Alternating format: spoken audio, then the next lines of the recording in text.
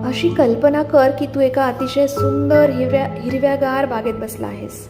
त्या बागेत अत्यंत दुर्मिळ, तू कधी आयुष्यात पाहिली नसशील अशी सुंदर फुलं आहेत. सभोवतालचे वातावरण अतिशय शांत आहे. तुला या बागेत फिरायला भरपूर वेळ आहे. जेव्हा तू या बागेत आजूबाजूला पाहतोस तेव्हा तुला दिसते की या जादवी बागेच्या मध्यभागी एक 6 मजली बंगला आहे, जो दिव्यांच्या रोषणाईने झगमगत आहे, अगदी एखाद्या दीपस्तंभ किंवा दीपगृहासारखा.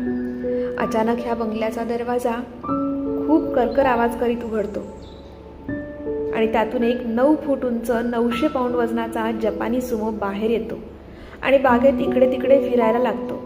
हा जपानी सुमो नग्न आहे आणि त्याने आपल्या कमरेभोवती गुलाबी रंगाची तार गुंडाळली आहे.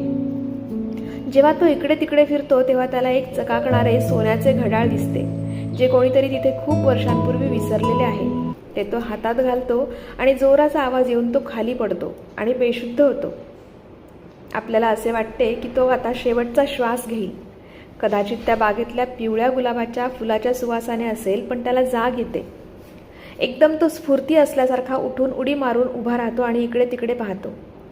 एका ठिकाणी त्याला झाडांच्या मधून एक अरुंद लांब रस्ता पार बागेच्या टोकापर्यंत गेलेला दिसतो. तो रस्ता चमकत्या रत्नांनी भरलेला असतो.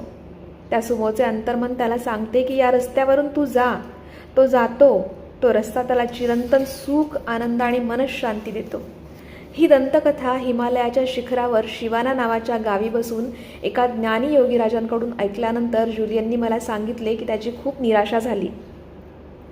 खरोखर त्याला असे वाटले होते की आपल्याला काहीतरी अद्भुत रम्य कथा ऐकायला मिळणार आहे किंवा पृथ्वी दुभंगून जाईल असे काहीतरी रोमांचक, अतर्क्य किंवा जे ऐकून आपल्या डोळ्यात पाणी येईल किंवा जे ऐकल्यावर आपण ताबडतोब ते कृतीत आणायला निघणार आहोत. पण ऐकायला मिळाली ती वायफळ सुमोची आणि बंगल्याची परीकथा.